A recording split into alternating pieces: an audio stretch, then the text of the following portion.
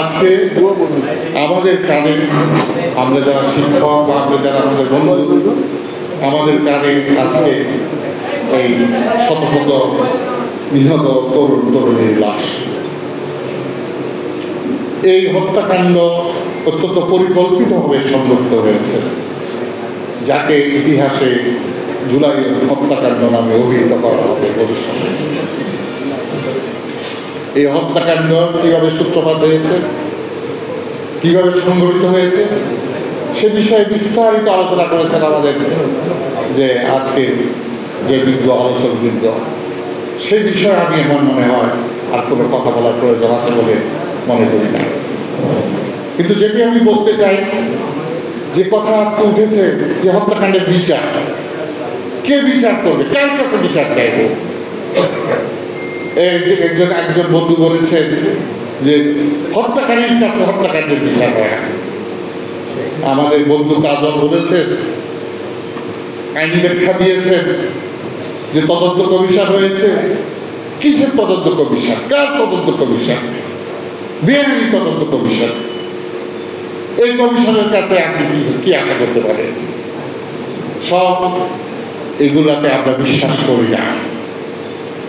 আমরা এই অবৈধ, এই নিকৃষ্ট নিষ্ঠুর ফেসিবাদী শাসকের কাছে কোনো বিচার চাই না।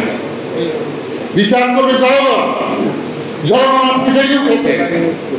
এই জনগণকে গত 15 বছর ধরে ঘুম পাড়িয়ে রাখা হয়েছিল, কিন্তু সেই ঘুম ভেঙেছে আজকে জনগণের। জনগণ বুঝতে পেরেছে তারা অধিকার বঞ্চিত, তাদের অধিকার হরণ করা হয়েছে। আমাদের যে স্বাধীনতা আমরা অর্জন করেছিলাম 1971 সালে, সেই স্বাধীনতা নিষ্ফল হয়েছে। আমি ঢাকা বিশ্ববিদ্যালয়ের একজন তরুণ শিক্ষক হিসাবে 1971 সালে স্বাধীনতা যুদ্ধে অংশগ্রহণ করেছিলাম।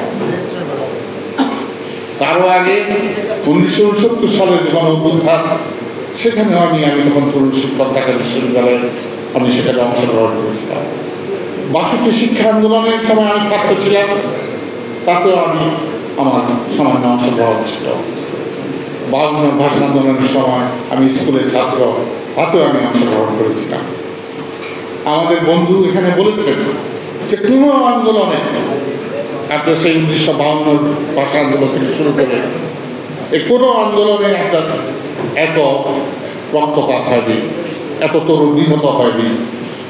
আপনার এমনকি 69-এর গণ-অভ্যুত্থান, সেখানেও কিন্তু আপনার কয়েকজন মারা গেছে, হাতে গোনা কয়েকজন মারা গেছে।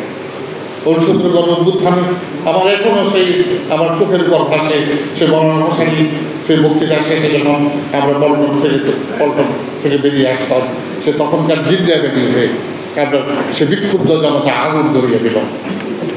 এই আগুন দেখে আইয়ুব খান পাগল হয়ে গেল এবং তার কিছুদিনের মধ্যে পতন হলো।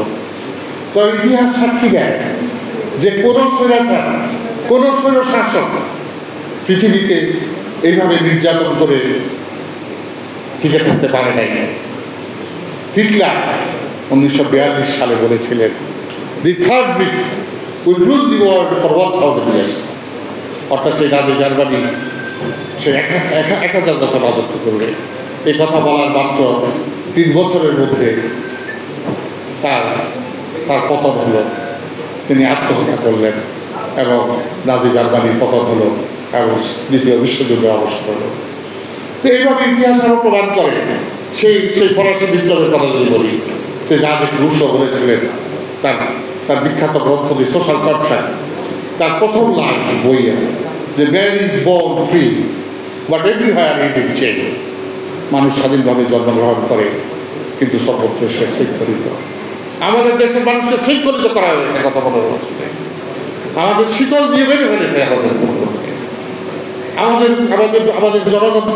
আমাদের জনগণকে বঞ্চিত করেছে, তাদেরকে সমস্ত অধিকার হরণ করেছে, গণতন্ত্রের কবর রচনা করা হয়েছে। তারপরে আমাদের যে বিশ্ববিদ্যালয়, যে স্কুল কলেজ, আমাদের যে শিক্ষা ব্যবস্থা, তাকে ধ্বংস করে দিয়েছে। একদম শিক্ষা বলে কোনো জিনিস নাই। অশিক্ষিত থাকলে শাসন করতে বেশি সুবিধা আছে।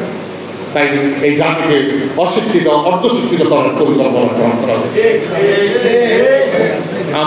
এ থেকে এই মুক্তির আন্দোলন শুরু হয়েছে, বারে বারে ঘোষণা করছিল, কিন্তু এবারের যে সংগ্রাম, এবারের যে আন্দোলন, এটা গণ আন্দোলনের রূপ নিয়েছে। আমাদের সাংবাদিক বন্ধু আজিজ সাহেব বলেছেন যে জনগণ এতে সম্পৃক্ত হয়েছে, যে সত্যিকার তাই জনগণ এতে সম্পৃক্ত হয়েছে, এটাই আসার কথা। এবং সেই জন্যই গণ অভ্যুত্থান কিন্তু আমরা দেখতে পেলাম সেই জুলাইয়ের সেই আপনার 16, 17, 18, 19, 20 তারিখে যেটা হয়েছে, এটাই গণ অভ্যুত্থান। গণ অভ্যুত্থানের প্রথম পর্যায়ে এটা, এবং আপনার গণ অভ্যুত্থানের চূড়ান্ত পর্যায়ের বেশি দেরি যায়।